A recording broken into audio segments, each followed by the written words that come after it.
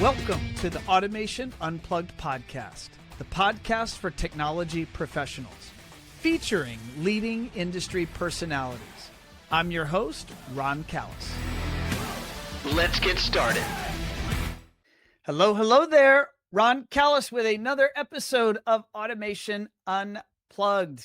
I have an exciting one for you today. I have a returning guest, and this individual is a good friend. He has one of the cooler jobs of anyone that I know in any industry. And when I say cool, I personally have never been in the military. I have only, fired a weapon a few times in my life. But this individual has had a career in security, in protection, in intelligence, has, in fact, been an intelligence officer with the CIA, has been a special agent with the FBI. He is the CEO of Red5 Security, and he is also the executive director of the philanthropy, the special project that we'll be talking about today as well, called Fox Bravo Overland. And so I'm very excited to bring back Kris Coleman onto this podcast. And when I bring him in, I'll remind you all of how I know Kris and kind of how we met each other many years ago. And he's one of those people I've certainly made a point to stay in touch with. And he's well connected, he's well informed. And if you think about your network in life matters, then Kris has been somebody that I've always wanted to have in my network from the moment that I met him. And so let me go ahead and bring him on, and we'll see how he's doing. Kris, how are you, sir? Hey, Ron, I'm doing great. Thank you. Awesome. Well, first of all, I see mountains in your background. I'm assuming that's a virtual background. Are you really in the mountains right now? I wish I was there. Not in the mountains right now, but aspiring to be there shortly. Couple weeks. A couple weeks. Okay. So where are you coming to us from for this interview? Wisconsin, Lake Michigan. Lake Michigan. Yeah. Awesome. For those that do not, well, I told everyone in the intro there that I would share how you and I met each other. Many of our listeners know that when Firefly was actually formed back in 2007 as a design and engineering consultancy. And in those early years, we not only did design work on behalf of integrators across the country and around the world, we also started taking on more and more direct consultations where we were the technology contractor. We were the technology design consultant on what became just an ever escalating level of high net worth, projects around the world. And it was awesome experience. We enjoyed the process and the type of work that we did. And that was actually on one of those big projects down in Florida where you and I crossed paths, and you were the technology consultant, or no, you were the security consultant on that project. So maybe with that kind of setup, what is Red5? Red5 Security. Tell us just a little bit about that business and maybe your role in that business. Yeah. So flashing back, brace yourself. That was 2011. It's, oh my gosh, we've been around the block a few times. Yeah, exactly. Red5 Security started in 2004. After having been in the FBI and the CIA, I wanted to start my own business. Wanted to really focus heavily on how I could transfer those skills and those experiences from those agencies and those national security concerns to the private sector. And I was fortunate enough to be able to set up Red5, get running, pick up a number of clients relatively quickly, high impact clients, high quality clients. And so we started out 2004. We've been running this we just started our 22nd year, but we focus heavily on enterprise security and family security. And so we've evolved over the 22 years. We've done a variety of things, but kicking off back in 2004 up to about that 2015 level, it was a lot of consulting, it was design work, it was helping assess and drive, what was at the time when you were doing the design work. We would give you the basis of design and why you had to do certain things in the technology, and then teams like yours would then design it and then put it to work. And so we were assessing it. We're looking at threats, vulnerabilities, and risk, creating what the mechanism needed to be, the security program, if you will, people, process, technology that needed to be deployed to protect the family, protect the corporation.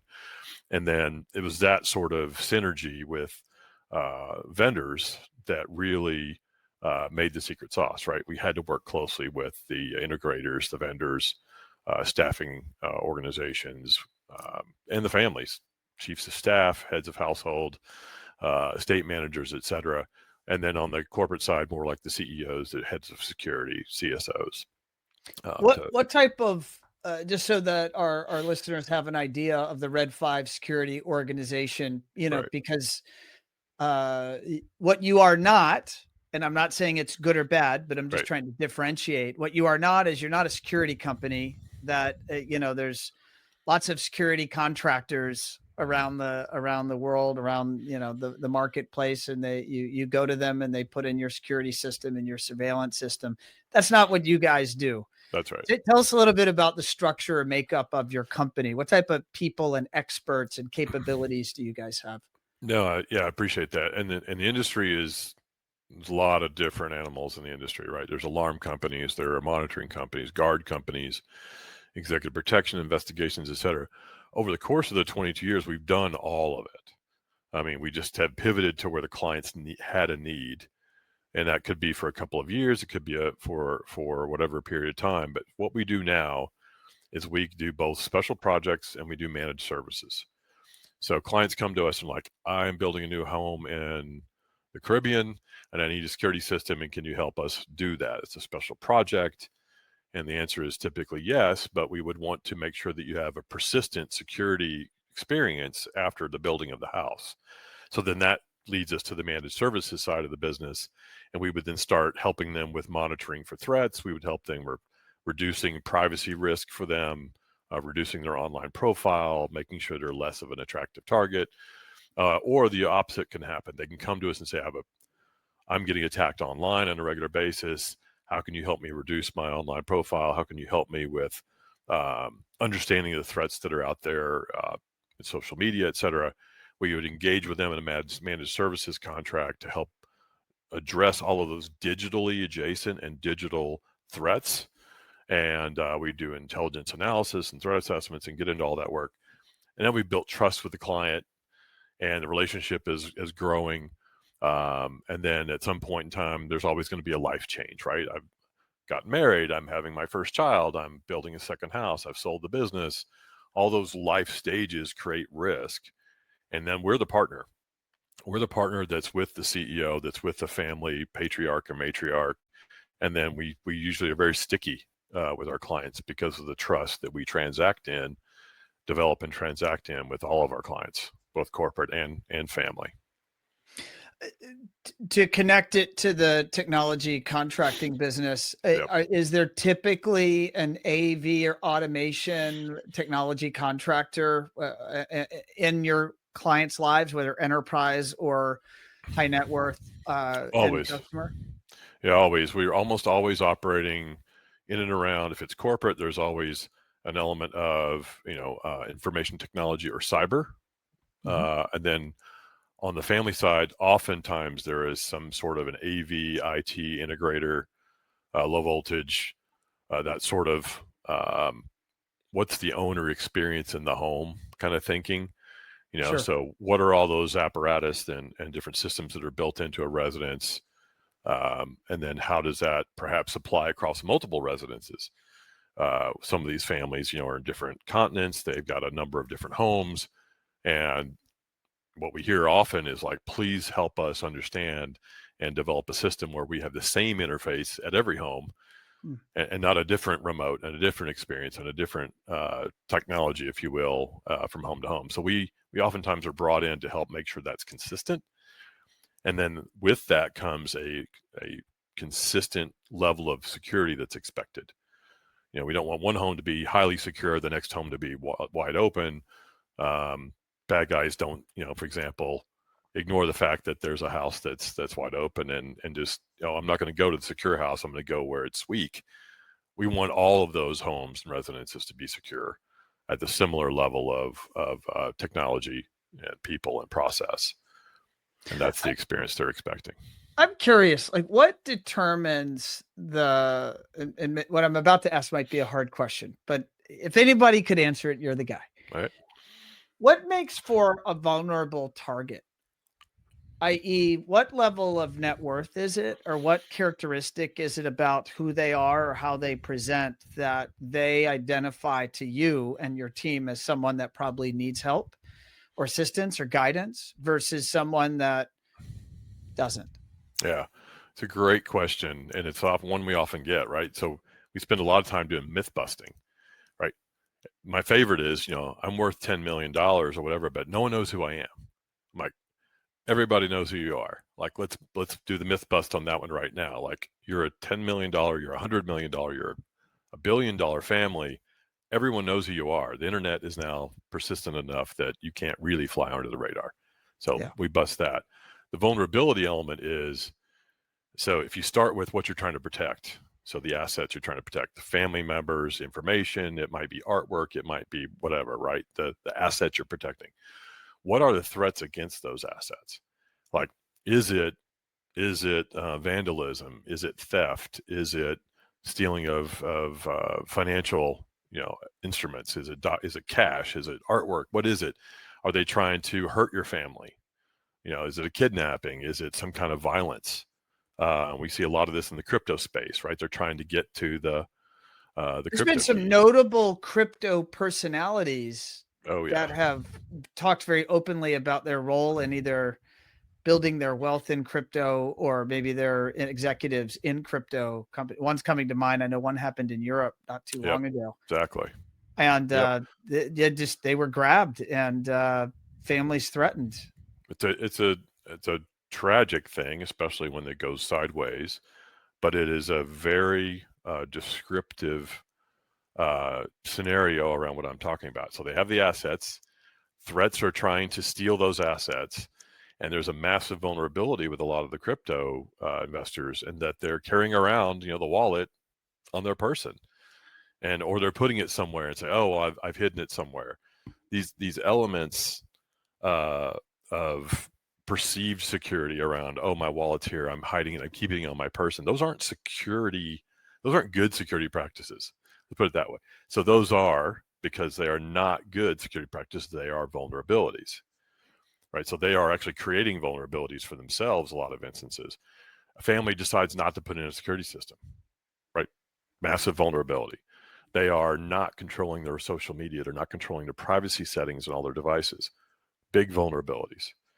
And so you can see, if you start thinking about the work it takes to secure a family or a residence or a lifestyle, the work that it takes to do that, and then the other side of the spectrum, the ease at which it would be to just not worry about it, right? And have maximum Isn't that where most of convenience, these people right? live? Is It they just is, right? abdicate the It's the responsibility of spectrum. thinking about it? It's the spectrum, right? So you either can have a maximum convenience and no security and high vulnerability, or you can be on the other end of the spectrum and you can have a lockdown life, which is secure, and maybe you don't have a really good time because it's just too secure. So our role as Red5 Security is to come in and then understand that spectrum of threat and vulnerability and risk, give them information to make good decisions, and they can help us find their spot in that spectrum that fits their lifestyle, is secure enough, not overly secure, right? But is also not wildly vulnerable so that, the child gets kidnapped, or they do take control of the family for the crypto, or maybe they take over all their devices and now it's a massive hacking effort that disrupts their life. So we are trying to find that sweet spot. And that is an art. That is far more of an art than it is a science. But having done this as long as we have, I think we do a really good job of that. And you're just dive in a little bit to how you work with the customer. Do you have like I'm going to make up a term. You'll tell me what the real term is. Do you have like a security manager from your business that gets attached to the family and then they leverage the resources within your team? Like in the marketing world, which, you know, we've left the technology contracting space and design space. We do the marketing for these technology contractors around the world. And in One Firefly land, ultimately a customer is assigned an account manager. Right. An account manager becomes their human. There might be 10 people working on their team, but we try to keep that interface clean and simple. What's the equivalent on your side? It's very similar. I mean, it is a consultative role. It's an advisory role. Internally, it's a project management kind of role. So someone is speaking with one. Sometimes, depending on how big the client is, you might have to have two voices, like one talking to intelligence and analysis and one speaking about operational, executive protection, and travel. They're just two different disciplines, perhaps at two different degrees in the organization, the family, or the enterprise. But we try to speak with one voice to the client, and families are very unique. Corporations have a more of a rigor in their structure that we can follow into a chain of command, if you will. Families, it's kind of it comes at you, right? So it's the matriarch, the patriarch, the estate manager, whoever's got that voice for the family will come at you with taskings, and you've got to be a bit of a hockey goalie, right, to handle all of it coming at you from different angles.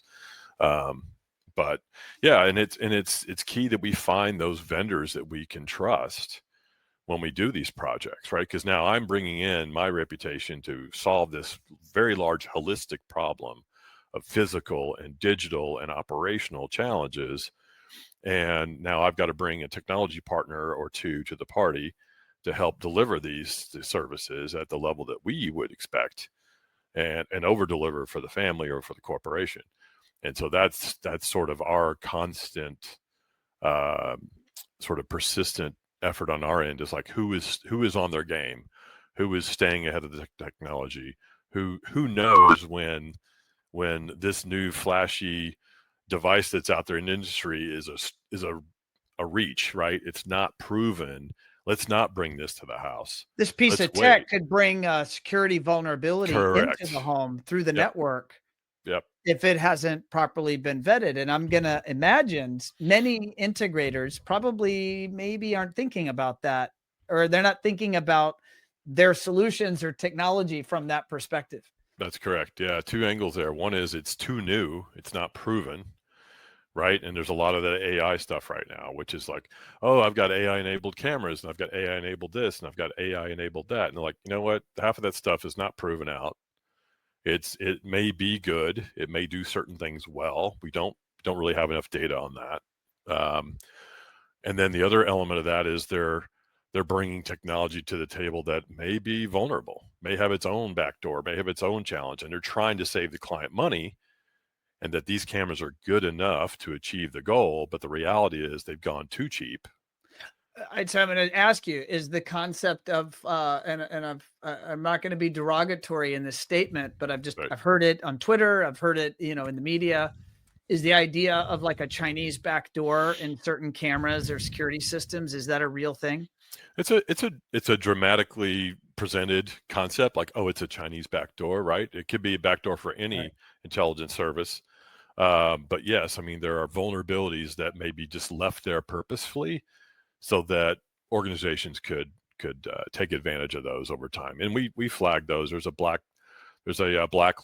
that U.S. government won't allow technology to be used in their facilities, and we oftentimes follow that because they're going to be tip of the spear on who's doing what and what's vulnerable. So we'll follow that as a best practice, if you will, and make sure our families know that no, we don't want to use those kinds of cameras or those kinds of sensors because they have this kind of a built-in vulnerability. And a lot of them are not aware of that, and they appreciate the fact that the vendor may be doing its best to bring optimal value at a low cost, but is that low cost worth the vulnerability you're placing on your family? Right. And depending on the political, perhaps, positioning of the family, the role they play in society, that is a vulnerability that's not acceptable. Some of our clients are like, we don't care. Like, tell me why I should care. I'm like, all right, that's a choice and a trade-off that we are going to talk about. But most of them are like, yeah, I don't need anybody, looking at my pool cameras or, the cameras that lead up to my house and see all my guests coming in, for a party or an event. So privacy is becoming more and more the thing we focus on.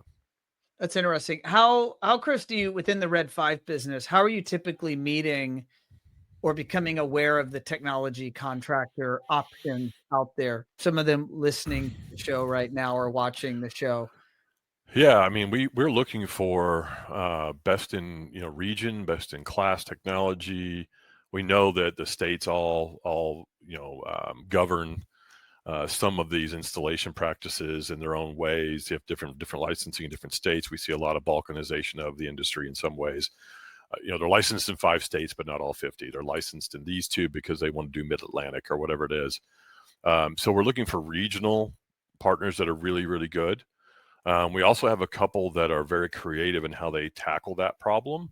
Like they are best in class. They do really, really high end installations and then maintenance and support operations afterward. But they've partnered locally so they could be more national. But the piece that's governed, right, is actually done by a second vendor that pulls the wire, hangs the camera, but the design, programming, operations of the system are maybe done by a very high-end integrator that's out of California or New York or someplace that they found a creative way to sort of hack the industry and tackle it that way. So we're looking for integrators that have got high net worth experience around estates, specifically estates with a high security need, complex environments. I mean, another one we worked on had environmental issues around the beach, like we couldn't project light onto the beach or the turtles would go the wrong way. And that's all really important stuff. And you have to be that aware of an integrator, a dealer, a vendor, so that you can speak smartly when that CEO says, why are we doing this with this camera? You've got to be on top of the game, right? You've got to be able to speak to those issues. And then we're looking to be a partner with those integrators. That's really our role, is to be sort of we're the general contractor of risk management. And then we work very closely with all the different vendors on a given project. Would you want people that want to be aligned with your projects reaching out to you via your website or reaching out to you directly? Like, what would be a preferred method or mechanism for you? Yeah, website's good. Come in through the website and look to partner with, say, hey, this is what we do. This is what we do well. This is the region we cover. Always looking to expand that. We've got groups that do safe rooms. We've got groups that do alarms and integrations. We've got groups that'll do, a more complicated installation around biometrics and perimeter sensors. So, we'd love to see greater partnering and networking, and we're often at some of these conferences. You can find us out there as well. Yeah, I've got your website pulled up here. Actually, let me put it across the screen here because I want to pivot. I am going to ask you one more. Some might feel I'm going sci-fi, but anyone that knows me won't be surprised by my question. But let me get this up on screen here. Yeah, while you're touching on that, I mean, the integrators that we deal with, have got a lot of experience in these areas. They've really built in robust programming, because we all know, right? It's the 3 a.m. phone call that says, the AV went out in the house, or I can't get into my PlayStation. The kids are trying to play. There's a sleepover and none of it's working. And there's a million things that can go wrong in a complicated house with regard to AV, IT, devices, all the different systems. And so if you can have a user experience as an integrator vendor, that is really critical, because you won't survive the first lack of service, right? The first fail in service. I mean, we've lived it, right? Like, oh yeah, you guys didn't respond at 3 a.m. when this wasn't working. And, who else is there out there to do that? And from a security perspective, what we're looking for is we can't ever fail. Like, the bad guys only need to be successful once. They only need to defeat your system once. But from our perspective, we can never fail. Like, we can't afford one. And that's a really important thing for the integrators and the design teams that are out there that are listening. So I have an opinion, Kris. All right. So my opinion is that we know that this AI wave is happening. It's happening right now. And this AI wave is, we're approaching AGI and soon ASI. ASI is where the AI has super intelligence. It's smarter than the humans. And the next form factor of that technology and that intelligence is into the robot, the humanoid robot. Right. There's dozens and dozens of vendors across the world making these humanoid robots. They're right now, they're pretty advanced here in 2025. Mm-hmm. And they're going to likely do nothing but continue to advance, likely at an exponential rate. And so my theory is, and this, what I'm about to say is not a stretch. These are very soon going to make their way into the homes of high net worth customers. My assumption is, I think that might happen through the technology contracting channel that we work today. I think that it's not a stretch to say that humanoid robot could be a product line or a service line that the integrator is offering their customer. You could argue that intelligence, that robotic form factor is an interface type to control the home, because you could talk to it and it likely will be tapped into the network of the home, and it will be able to, you'll tell your robot butler to turn all the lights off or on or set a scene. There's no restriction why they couldn't go as you command and your lights change or your shades drop or your theater or your AV turn on. Yep. You with me so far? Have I said anything that seems outlandish? Got the armless and legless phone right now, right? It's a version, simple version. Keep going. I'm with you. I'm tracking. All right. So you're walking down the path with me. So I'm now I'm going to go dark sci-fi. You now have a humanoid form factor, which is as strong as a human or stronger than a human inside of a home. And bad things could happen if that went sideways. I'm curious. I'm going to try to form a question out of that. I had fun getting my hypothesis out there. Yeah, that's good. But in your domain, this is going to be an element that you're going to have to start fielding. I'm imagining, if you aren't already planning for it. I was just before we went live, I had done the research. I remember seeing in the news that Elon Musk is going to make his $1 trillion pay package if he can produce 1 million humanoid robots in the next 10 years. And that's just one vendor of dozens of vendors. I was watching Moonshots just recently, and they had they were talking to the CEO and founder of 1X Robots, which are humanoid robots with a soft exterior, so you can give them a hug. But I thought that was cute. But it's mind-boggling how advanced these robots are becoming. What are your thoughts on the subject? Yeah. So to recap, you're going to have a highly capable, highly authorized, mobile, trusted device inside your home. To your point, may be stronger than a human being, may be able to imitate human beings in a lot of ways, and probably built with an open architecture, digital architecture that allows configuration, programming, and integration with a lot of different devices. What could go wrong? What could go wrong? Right. I mean, we've all seen Blade Runner, right? Where that ended up as a dystopian future with the replicants running around, and I think we've all seen the upside, the other positive views of robotics and humanoid robotics. I told my wife it could do the laundry. She got very excited. She had me show her a video. I was like, there it is. It's doing the laundry. It folded the laundry. She's like, when can we have one? Yeah. No, there you go. I remember when I was at CIA now, many years ago, they had robots mowing the lawn. And this is, man, we're going back, 15 years, Wow. which was fantastic. And at the time we all marveled at these guys running around the courtyard, keeping the greens looking good. But yeah, I mean, you're talking about now you're applying a number of security elements to what you would apply to a home management system, smart home. You're applying a number of security elements to what would be an insider threat concern, like a human being, like an estate manager, a butler, a nanny that would have trusted access and authority to do certain things is really the core of an insider threat program.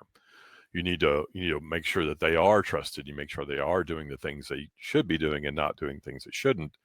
So you're going to have to apply insider threat sort of protocols to a humanoid robot with all those kinds of authorities and trust. So yeah, it's squarely in our space. It'd be squarely in the integrator space. How do we do this right?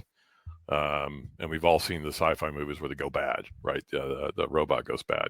Even that one sentient life form, an alien, right? Going back to Bishop. Oh yeah.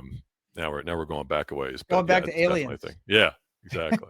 We're dating ourselves. Yeah, 100%. Yeah. No, it's a really brave new world with some really interesting opportunities out there.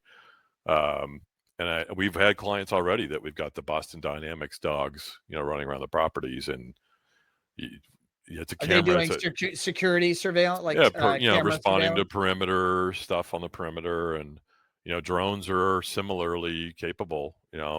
Drones being deployed to respond to a perimeter alert, Sure. launching, going out there. They can get there faster in some instances. They can give a better information, perhaps thermal imagery, very quickly on a distant perimeter, as opposed to trying to deploy somebody on a ATV or something to get out there and figure out what it is. And it's a resource saver. It's a time saver. You probably get perhaps better assessment in a more timely fashion in those kind of instances. But again, there's restrictions, like weather may be a problem. There could be issues with connectivity. You got to maintain the Wi-Fi connection or the RF connection. So there's always challenges, but as we're seeing, this stuff is exponentially advancing in our world. I think that maybe a summary there is your role in the life of these customers is going to do nothing but maybe continue to accelerate versus decline. Yeah, the world is getting more chaotic, more interconnected, more hypermobile than we've ever been before as a society. With that comes risk at every turn. And so how can we help our clients make great decisions with better intelligence, better analysis, on a more 24/7 consistent basis, like on call? I mean, we are highly responsive. We have extremely high integrity. We offer excellent services. All those things you would want from a general contractor of risk, right? To help you, a family or a corporation, to manage this, not only today, but over the horizon. Makes sense. You are wearing a shirt that says Fox Bravo Overland. And yep.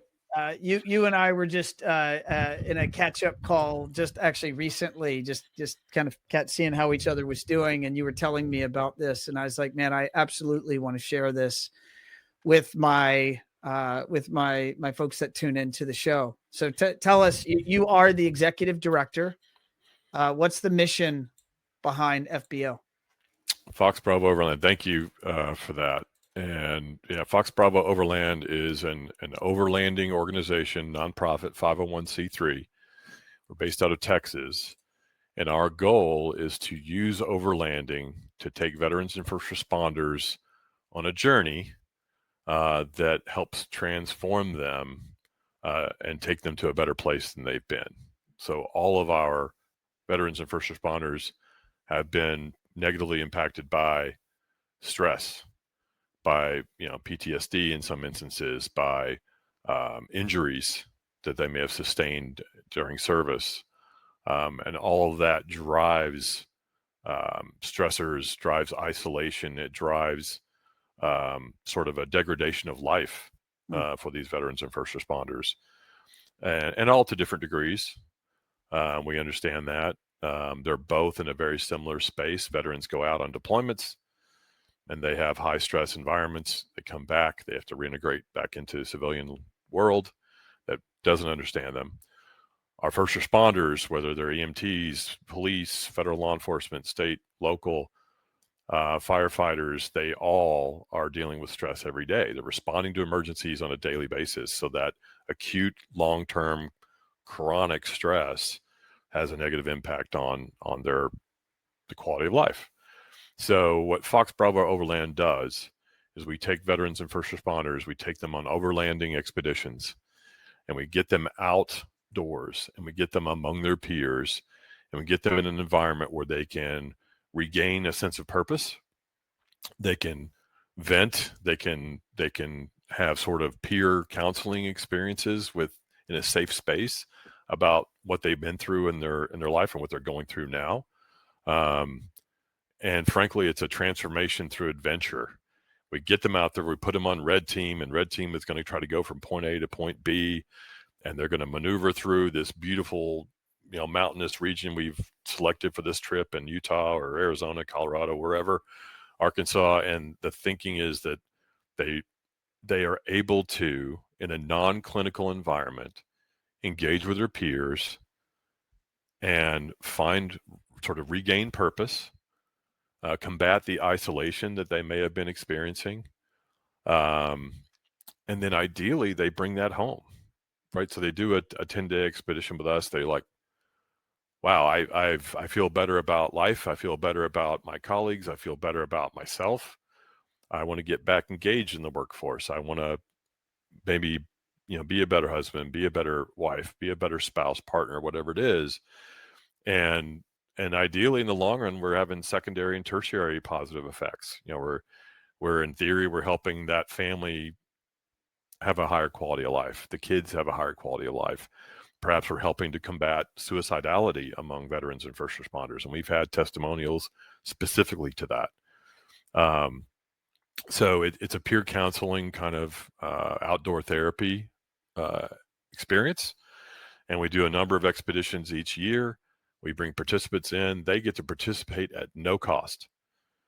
We raise the funds. We pay for everything. We organize the trips. In a lot of instances, they're able to cover their flight, to the location, their airfare, and that's fine. If they can't, we'll cover that too. But they arrive. They're assimilated into the team. They now are experiencing things like they did when they were in service. Like on Red Team, working with a team of 7 or 8 individuals trying to achieve a certain goal. And we do 10-day expeditions. We move overland, and overlanding is different than off-roading, if you will, right? So let's talk about overlanding. Overlanding is moving purposefully from point A to point B on what may be an unimproved path, road, trail, whatever it is. And the objective is to get from point A to point B, achieve your mission, and preserve your vehicle. Like, we're not racing from A to B and just trying to get there at all costs. And this has been around a long time. The Camel Trophy, challenges that are out there. There's a variety of challenges around the Rubicon Trail. There's a variety of challenges around Trek and the Land Rover environment, that industry. But what we are doing is taking them from point A to point B and allowing them to just get better. If you really boil it down to what they're doing, they're among their peers and they're getting better in an outdoor environment. So when we stop at these camps, we're able to do challenges. We'll do competition. So now Red Team is competing against Blue Team, and now there's a little bit of competition, and can't imagine that would ever happen amongst a group of veterans and first responders. But we're doing, and we're not doing complicated stuff. This isn't, the old Eco Challenge or any of those dramatic, dangerous competitions. We're doing darts, we're doing archery, we're doing firearms marksmanship, we're doing fire starting, axe throwing, land kind of like navigation. survival, life skill, Yeah, fun type of and activity. everybody can do it, right? Everybody can do all of those. None of these are really heavily fitness oriented. Obviously, gender neutral. Everybody can ride in a truck. Everybody can camp. Everybody can be in our groups. We can support everybody from the perfectly capable, even crutches or wheelchair bound. wheelchair bound. Yeah, we've got all kinds and all manner of veterans and first responder with all kinds of challenges, and we're able to support all of them. So, how did this happen? I mean, I'm curious. yeah, I mean, this is obviously impressive and so desperately needed. Our first responders and our warriors come back, and the little I know is that it seems society doesn't do a great job to support them, right. and we could do better. And that sounds like your effort is you're trying to do your piece of doing better. How Yeah. did this come about? How did it form? Yeah, I wasn't the founder. I was somebody who benefited along the way. So, I mean, Greg Walton and Paul Zambelli are two, founders back in 2011 were Iraq and Afghanistan veterans, and they were also FBI agents at the time. And so they're experiencing both sides of that coin of stress. And they found themselves in San Francisco, and they were like, we need to get out. We need to get away from society. We've got to just cope with some of the stuff we're dealing with. And they thought, let's just take some friends and let's go up in the Sierra Nevadas and let's just have a good time. And they also were into these 4x4 vehicles. And they found themselves doing a trip and then doing another trip, and let's invite some other veterans and first responders. And it sort of built. So starting back in 2011, they were doing this for fun. And it grew over time, and they started inviting some of their friends and colleagues from some of their deployments. So they were inviting, British and Kiwis and Norwegians and Australians and all these other veterans and first responders. They were meeting overseas during their deployments, and they'd stayed in touch. Like, hey, how would you like to come over to the United States and experience this?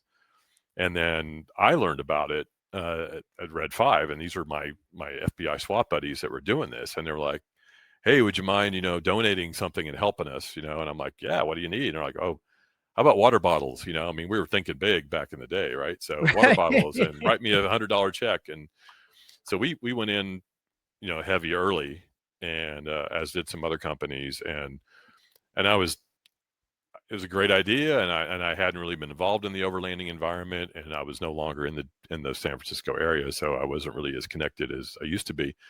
But they kept doing it, and then COVID was a disruptor, right? But they came right back and did it again, and then 23, they're like, hey, you should go on a trip.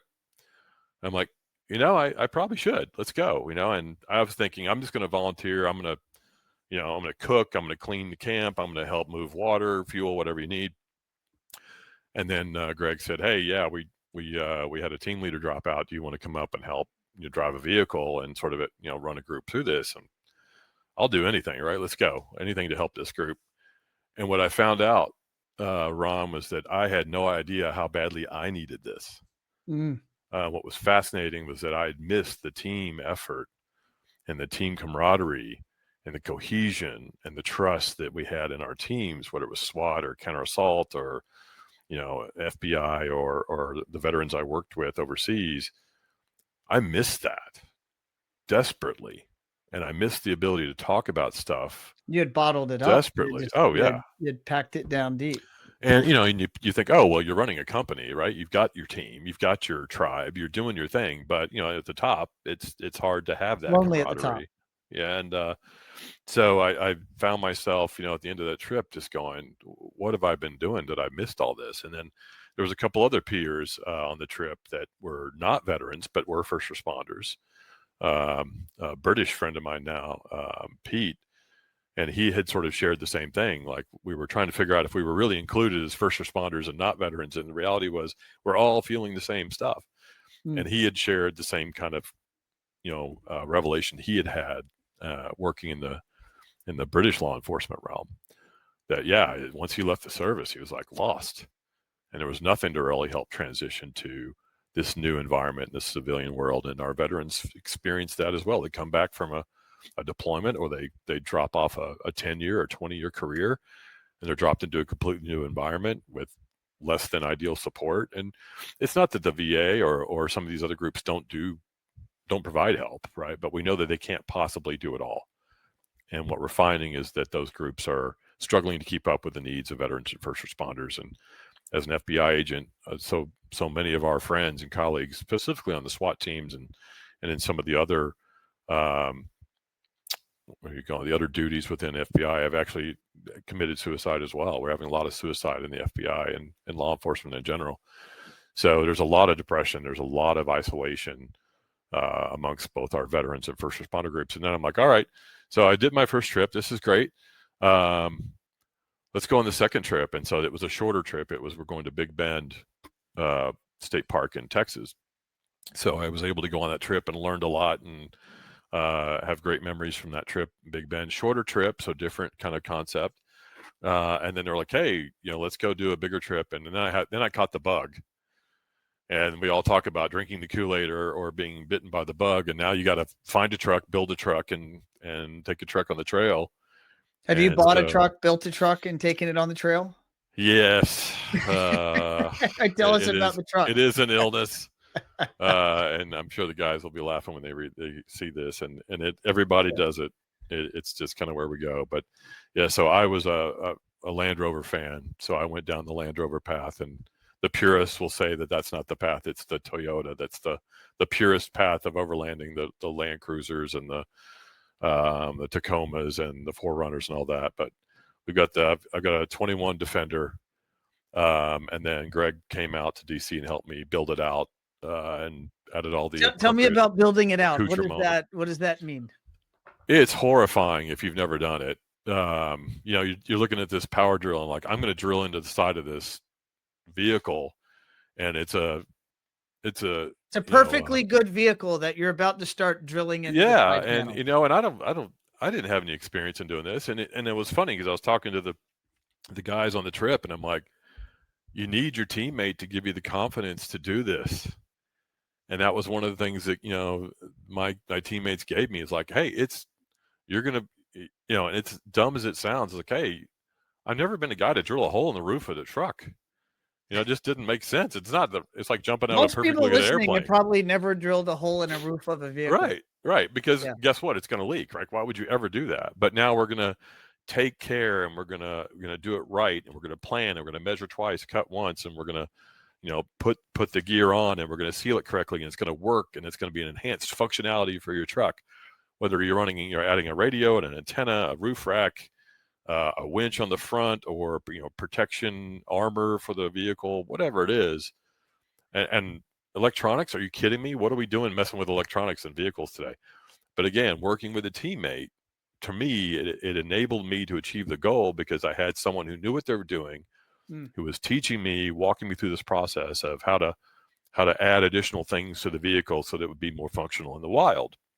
And that to me was strangely emotional to be able to do that. Something I'd never been able to do before. And then now I'm taking it out there, and people are like, oh, it's, you're running it to Starbucks and back. And the reality is, no, we're taking these trucks on these trips. We're doing the Continental Divide. Does your truck have a Northern name? Arizona. Yes. So as you can imagine, with the alphas that we run with, men and women, there are a lot of names get thrown out for better and worse. Okay. We all have very thick skin and are eager to beat each other up. But they also know that I've got affinity with the Star Wars jargon. And so when I showed up with the black Land Rover Defender with everything on it blacked out, it was immediately named Vader. I love it. So it is Vader. You'll see the write-up on the Fox Bravo Overland website. But I was taking people on trips, and I got to tell the story because Andre and Ben will kill me if I don't.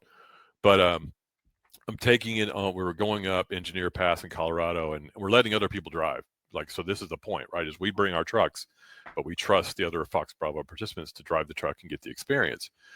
So we're going up Engineer making our way up Engineer Pass, and it's slow going. And, you know, guys are nervous. Guys are driving not their own vehicle up a very steep incline with high exposure, thousands of feet drop off the left and right, and they're going slow. And overlanding is supposed to go slow. But on the radio, we hear, Vader, you got to pick up the pace. You're driving like Miss Daisy. So suddenly, Vader has an alter ego of this flower, this daisy, and so it kind of stuck for the trip. And so we had to. You have a daisy now symbol on Vader? Exactly. Yeah, we got a little daisy on the back of Vader to recognize and honor the alter ego of Vader. You got to have the yin to the yang. You do. And you can't take yourself too seriously. That's a whole part of the trip, right? You got to be able to roll with all that kind of stuff. And that's the stuff we really missed. All right. I want to put some visuals on Sure. the screen for our folks that are tuned in. I know you've got a little bit of material here for us. Let's run through it. And then let's talk about how anyone tuned in can help. Yeah, absolutely. I think what you're doing is the right things for the right reasons. But yeah, take us through it. What I see on the screen is Fox Bravo Overland, the power of camaraderie, resilience, and purpose. Yeah, absolutely. That is the core of who we are and what we're achieving. We're trying to increase the camaraderie, increase the resilience of our participants, and then help them regain, purpose in life. And so what we're doing, and really the why, right? The why of what we're doing this is an impact slide that you're seeing. So since 2011, we've done 20 expeditions across the United States. We've had and we're on our 22nd as of today, as we speak. Desert Fox 1 of 2025 is on the trail as we speak today. We've had 120 participants from the US, UK, New Zealand, and Norway. And in 2025, we actually secured our IRS accreditation as a 501c3. And so we're starting to get grants. And I'm excited to talk about some of the grants that we're getting from some really good names. We're in conversations with a couple of family foundations. We've had an initial conversation with Walmart Foundation. We're having really positive conversations with the Gary Sinise Foundation. They're all seeing what we're doing. We're seeing that it's different, and they're looking to help us, and we're looking to continue those conversations. And again, 100% no cost to the veterans and first responders that go on these trips. We are seeing an impact with each of these, and it really comes out in the testimonials that we're hearing, right? So the testimonials, very important. The group has had an incredible impact on my mental and physical well-being. Mary was one of our participants coming over from overseas. The 2 trips I've taken are life-changing.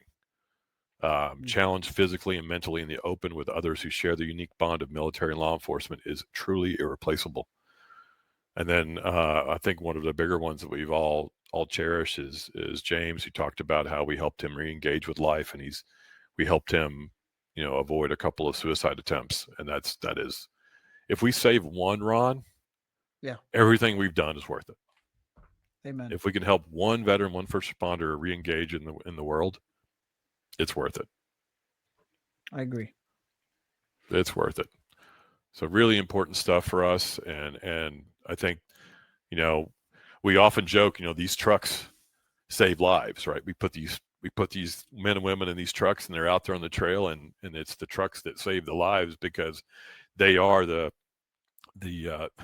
vehicle to transform these lives through adventure. So, how can people help? How can listeners help? We're really looking for corporate sponsorships at this point. We have a great grassroots fundraising.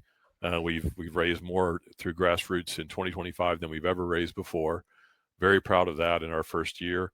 I think we're about to break through with a couple large grants. So I'm excited about those. But corporations can make a difference, and as we come to this end of the fiscal year for many, into the calendar year for some, if corporations are looking to, sponsor or donate, gift, sponsor an expedition, sponsor a truck, provide scholarships for a dozen veterans and first responders to go on a trip, that's what we're looking for, that kind of interaction, because it's a force multiplier of our mission. Individual gifts, we love them. We'll take them all day. everybody knows a veteran or first responder that needs help. So we'd love to have that. And obviously you can get in touch with us if you want to donate, water, fuel, gear. In-kind donations go a long way. A lot of these folks travel a long way and they don't, they can't check all their camping gear, and we need to keep our gear cache full of quality gear for them. And then if someone wants to, run an auction, do a fundraising drive, or help us just with outreach through social media campaigns, we'll take that help all day. We're not too proud to take all the help and learn in this new process, but it's really, and I would direct them to the Fox Bravo Overland website. There's a donations page that is the easiest way to find us and to donate. But we're on the verge of a new sponsorship, if you will, that will sponsor an entire expedition with co-branding, co-marketing with the donor, which is going to be a fantastic thing. What are the denominations, really just cool so stuff. that folks have an understanding, Kris, of the type of funding that it's you're aspiring to receive, and maybe paint the picture vision of where you want to go with the gaining of additional funding? Like where do you want to go with this? Yeah, where we want to go with this really is we want to continue the grassroots. So it's really three-pronged attack on the fundraising effort. So continue the grassroots, continue the social media. We'll take the $5, the $10, who do you know, the roundup at the point of sale, right? We'll take all of that because that all adds up. We are getting more and more in the $5,000 to $20,000 donation range on a more regular basis. Those are dramatic amplifiers of our mission.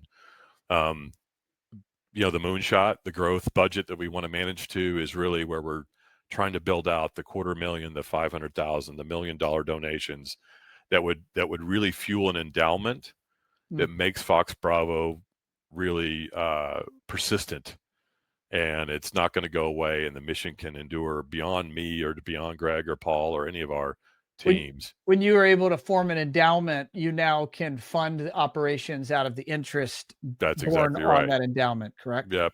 And we learned that from some of our recent conversations. Like, you need to be pursuing that, and then your overhead and G&A are covered by the interest. And then you're really just raising for an expedition or raising for a specific activity. And the expeditions aren't the only thing we do. And I'll just add these on here, is we're trying to build workshops and build like a little bit of a mechanical academy of sorts and smaller events, because people may not want to go on a trip. Right. Veterans first responder, like, hey, I don't want to, I don't have the time, but can you come over and work on a truck for a day? Can you come over and help us, upgrade a truck that's being built for the team? Whatever it might be. Could you help us on a support role, logistics, shipping stuff out for the trips? We've got a number of volunteers that go on and just cook. And Cookie, my hat's off to you. We'll see you on the trail soon. But this guy, never a veteran, never a first responder, but he's on as many trips as he can go, and he takes care of us with food and a service attitude that you cannot beat. Wow. So those kinds of stories and those kinds of support element and activities are above and beyond, the expeditions themselves. So we're trying to do more. And then for those that are like, hey, you're taking a 4-wheel drive vehicle out on a trail, I just want to put out there that part of the things that we do on our trips is we talk about conservation. We talk about the tread lightly principles, and we leave no trace. So we're on a trail and we're on a national wilderness or a wildlife refuge. Our goal is that you never know we were there, right? So we pack it in, we pack it out. We don't disturb, natural, scenery and wildlife. We stay away from all that. And the reality is that we do a lot of trail cleanup when we're on the trail, and we like to pack out more trash than stuff we brought in. So I want to just reinforce that, because we've got a couple of grants that have come in that really are around some of those elements of service as well. Kris, what if there are people in the lives of those that are listening that they think might be potentially a good fit for a trip like this? What is the process there? Are you seeking attendees or participants in the program?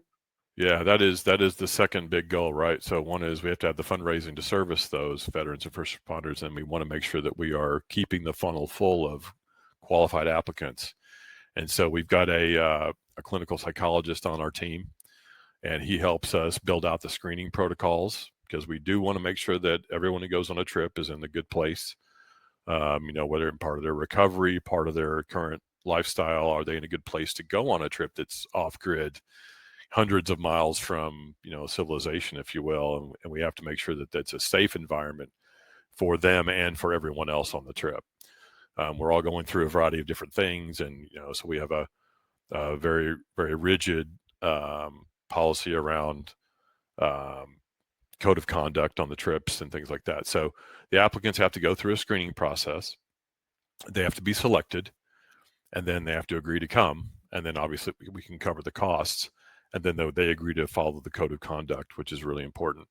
And so, yeah, veterans and first responders is what we're looking for, and you can apply through the website as well. And what we find is there are some self sort of created barriers to wanting to go on a trip. We often hear, someone else needs it more than I do. And that was kind of me, right? Like, I don't need that kind of peer therapy. I don't need that kind of experience. And the reality was I needed it more than I could ever know. But there's always the veteran, the first responder, like someone else needs it more than I need it, so I'm not going to go on the trip. And so we try to debunk that myth pretty quick. Like, hey, just go on a trip, commit. Let's go do 10 days on a trip and find out, what it means to you. And what we find are that the men and women that have been on the trips are the biggest evangelists of the experience. And it's hard to capture a physical and emotional experience in text and in still photos. And I mean, you know better than anybody on the marketing front how hard that is to do. Yeah. And so we would try to help them over. I've got this physical challenge, like I'm in a wheelchair, or I've lost a limb in combat, or whatever it is, right? So we can accommodate all that. So we try to debunk that too. Like, come with us. And we've had vendors donate tracked wheelchairs. So we've got a participant cruising around the campsite in what is like a mini tank version of their I thought wheelchair, I saw a picture. I was which is cruising on the fantastic. website. I was like, that looks like a tank. It is. It's the best, right? And now you've given this person even more mobility than they had before, and that's fantastic.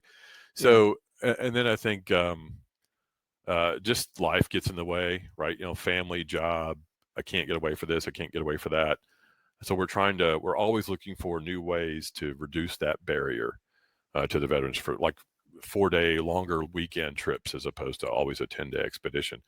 The challenge is it's almost that fourth day where they let their guard down. They're starting to now interact with their peers, and they're starting to really reap the benefits. So sometimes a 4-day trip is not quite as beneficial as we'd like, but still, anytime you can get a veteran or first responder outdoors and engaging in nature, I mean, there are dozens of studies that show that is major health benefits. And so, I would encourage, if you know someone who needs a trip, a veteran or first responder, please encourage them to apply. We're shooting for 4, maybe 5 expeditions next year. We had a waiting list for this year, which is fantastic. And so we'll try to roll those over into 26. But and the registration for the people to attend is right there at fboverland.com. That's right. Yep. Okay. Yep. And we usually put out a call for applicants typically in the beginning of the year and start collecting those applications for screening. And then they go through the process, and then they're advised when they're selected. And then they're assigned a team leader, and then the team leader makes sure they get everything they need to successfully go through the trip. And is sort of their sort of mentor guide for the duration of the expedition. And then on the back end, we're building a digital community. So, the experience doesn't stop when the expedition rolls, onto pavement and puts it in park. The experience then is now they're engaged with 120 plus of their peers, and we're getting the phone calls at 3 a.m. like, I'm in a bad place today. I just need to talk to one of my Fox Bravo brethren. And so we're on the phone talking them through whatever they're going through, right? And that's huge. that ongoing digital community and these alumni trips that we're running are the continuation of the peer counseling and the outdoor therapy and the brotherhood that we've created and sisterhood we've created within Fox Bravo. Kris, it's awesome what you're doing. I'm proud of you, proud of all the people that are assisting you. I know you can't do it alone. There's a large team behind you that's helping Huge team. you Yep. make that happen. Thank you so much, my friend, for coming back on Automation Unplugged and sharing. And I always learn when I get to spend time with you, whether we're recording a podcast or we're just catching up. So yeah, appreciate you being you and taking time with us today. Ron, this is hugely valuable to us at Fox Bravo. I hope you find the earlier part of this helpful to your listeners on the automation side, and we're a big fan of all those out there. Thank you for this generous airtime for Fox Bravo Overland. You are welcome, my friend. All right, folks, make sure to reach out. Fox Bravo Overland, fboverland.com. Make a donation. And if you have someone in need, reach out. Maybe this would be just what the doctor ordered. All right, all. We're going to release this show right before Christmas. So I want to say Merry Christmas, Happy Hanukkah, Happy Holidays to everybody. Happy holidays, everybody. Merry Christmas. Yep. And 100%. we'll see you all soon. Take care. Thanks.